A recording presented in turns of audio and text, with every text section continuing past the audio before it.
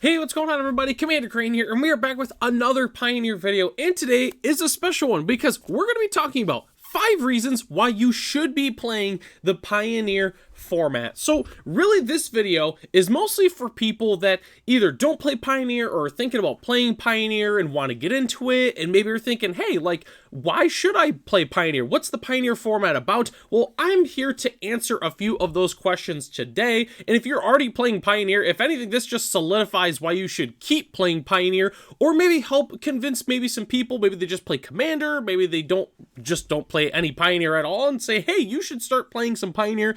It's a really fun format, and these are 5 reasons why it is a great format. So before I really hop into the video here, I guess I would say, let me know at the end of the video after you're fully watching everything here. I just want to know a couple of things. What are your main formats or your favorite formats that you like to play? You know, whether or not it's 60 card or it's a singleton format or draft or anything like that. Let me know what your preferred format is.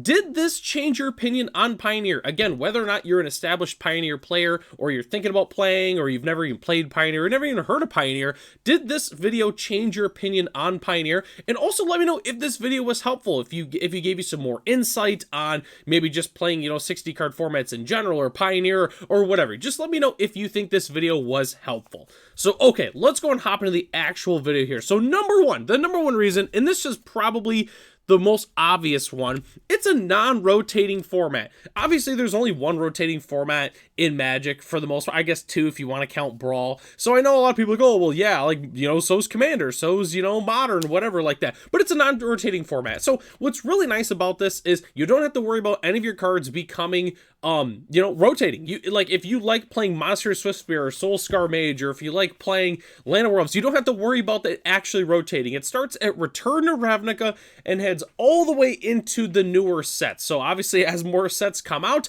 you know, the card pool is going to get bigger, which is really cool. And if you want to build a deck realistically and never have to really touch it again, if you're like, yeah, I love this wizard deck and I'm just always gonna have this deck and I don't really have to touch it, like, that's always great. You have that option with Pioneer.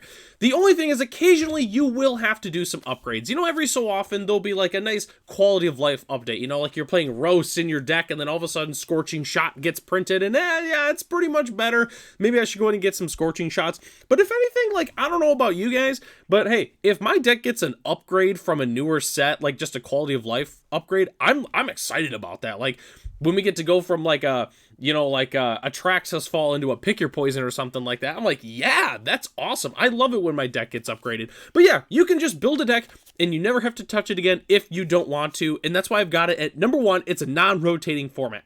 Okay, number 2, I have it multiple tier 1 and 2 deck choices. So some of you people out there, hey, you want to play a top tier option, you know, like, oh, I really love like this, you know, Fun Brew or something, but I want to have something that's a tier 1 or 2 option so that way I can compete at, you know, RCQs or Friday Night Magic or any competitive events that I maybe go to. Well, you're in luck because there is a number of different decks that are considered tier 1 and 2 options that are extremely viable in this format. I mean, obviously with aggro, you've got a number of different options. You've got a lot of great control decks. You have a few solid mid-range options. You also even have a few combo decks. I don't really consider Izzet Phoenix a combo deck. I think it's more of a tempo, but you know, in some ways it can be a combo. You're trying to fill up your graveyard, cast a bunch of spells, bring back your Phoenixes. I don't know. I was digging for something there a little bit. But the cool thing is you have so many different options if you want to play a powerful deck in this format, which, I mean, even considering these decks here, there's a lot more decks that I would say are more viable in this format, which honestly leads me to number 3, and that is non-meta decks are still viable in this format. Heck, a lot of the decks that are good in this format originally started off as memes, or people really didn't think they were that strong, and then, you know, whether or not people started playing them more and exploring it and kind of building on the deck, or if it received a nice upgrade from a new set. Like, there's so many different ways that decks can be good in this format, and honestly, if you want to play a fun deck, you definitely can do that.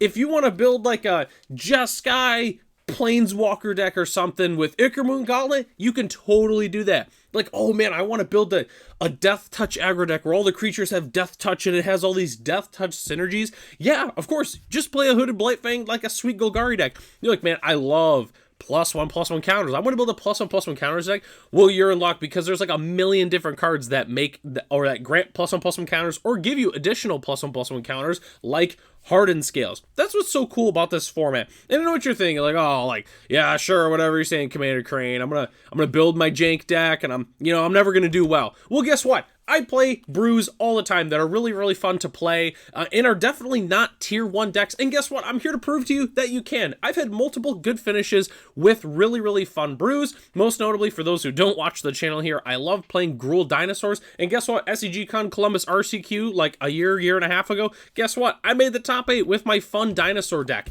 Like, nothing in this deck screams tier 1 or anything like that. It's just the fact that I love playing dinosaurs. And I'm like, you know what?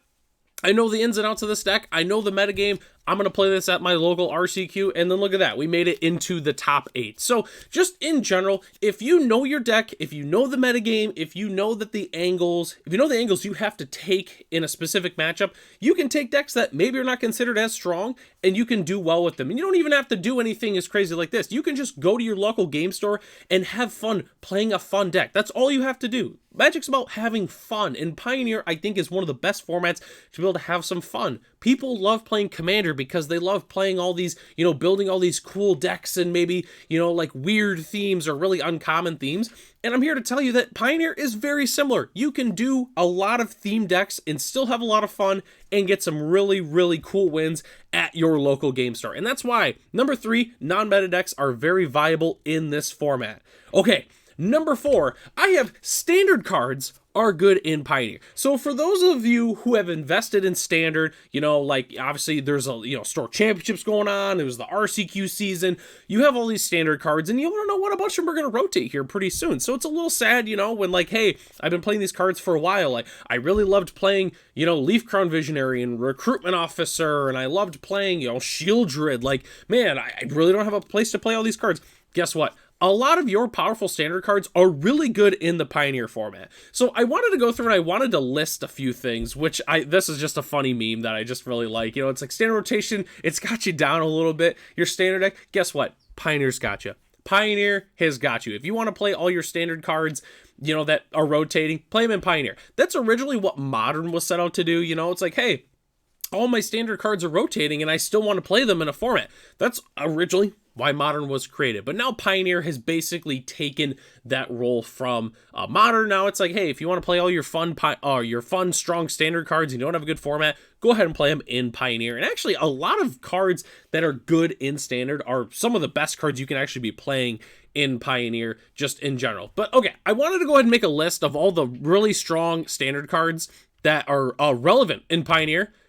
The list was way too long. Like, honestly, I was going through, like, I started in the oldest set, which I want to say is Dominaria United right now, as of the recording of this video. And you want to know what? It was taking so long. Like, I mean, there's just so many good cards in the format. But I wanted to mention a few that are really, seeing a lot of play. So, obviously, there's Monastery Swiftspear. That card was already in Pioneer before it was even in Standard in the Brothers War. But guess what? If you like playing Monastery Swiftspear, and if you like playing, like, all the fun red aggro cards, just go ahead and play them in Pioneer. Red aggro is actually really good in the format.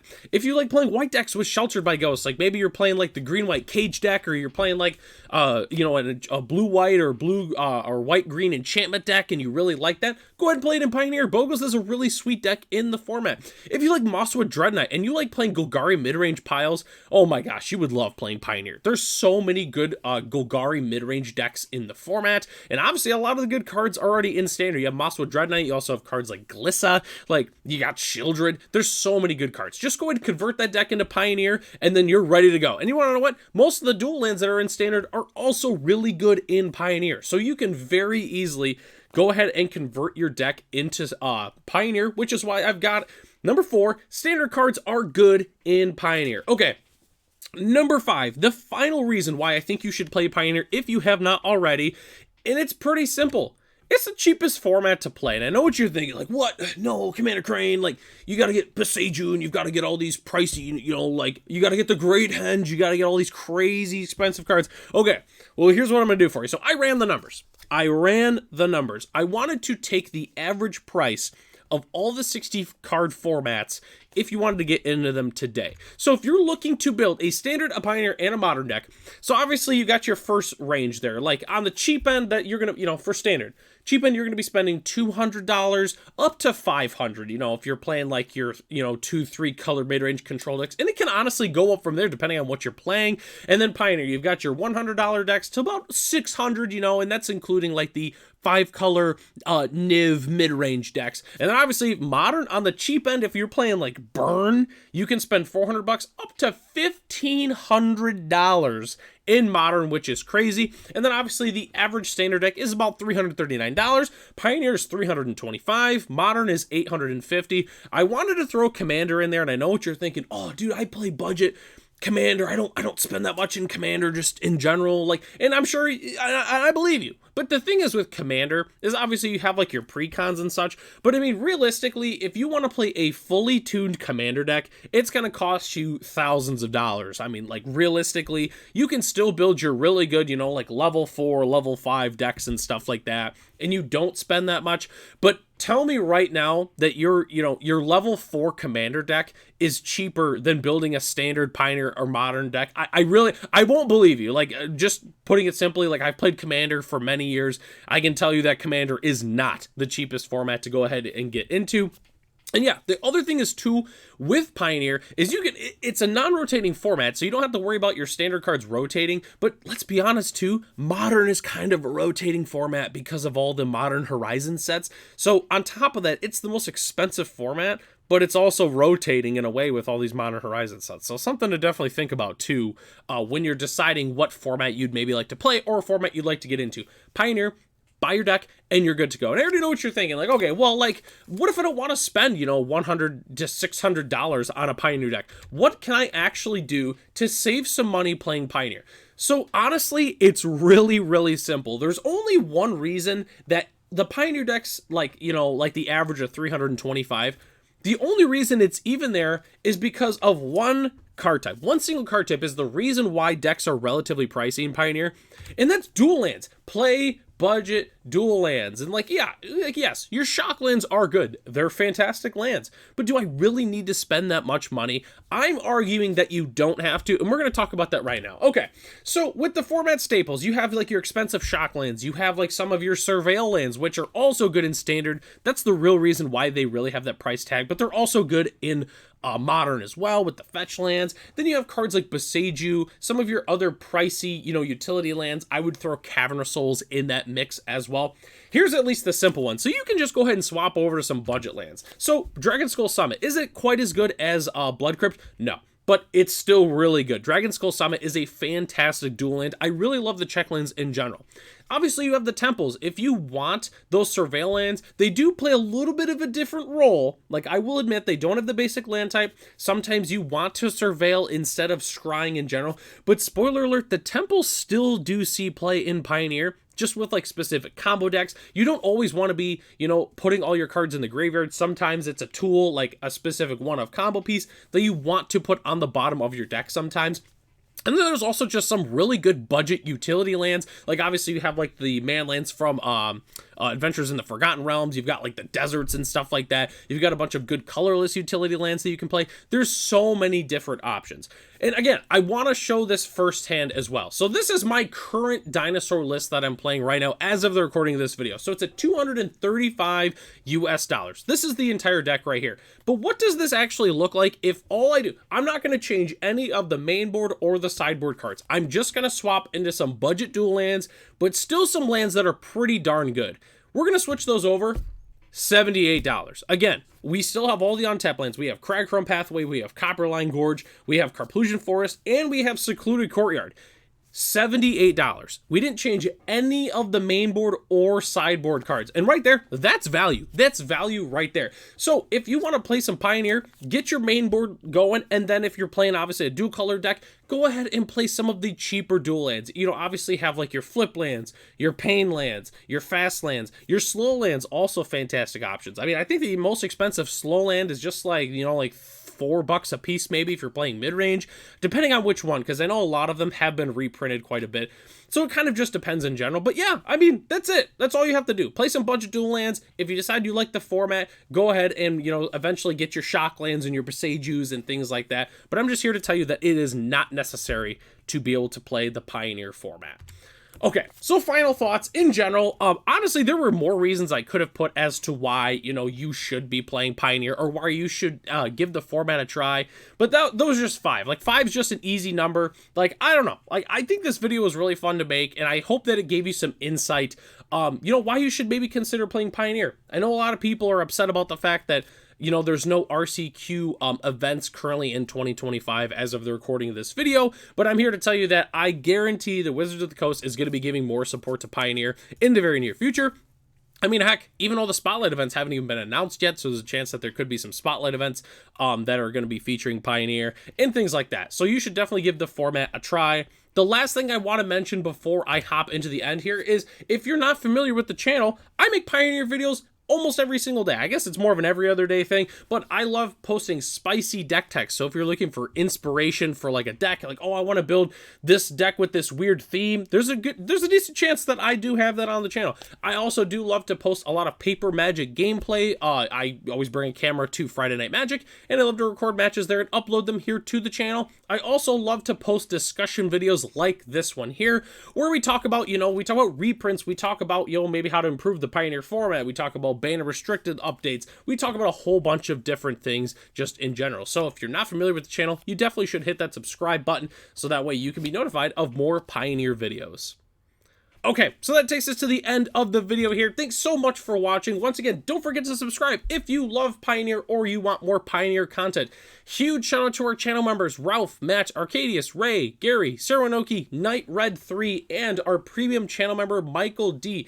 If you're interested in being a channel member, it starts at $1 a month and you get access to the exclusive Commander Crane Discord, as well as other features here on the channel. So, I'm Commander Crane. Thanks for watching this video, and I hope to catch you in the next one.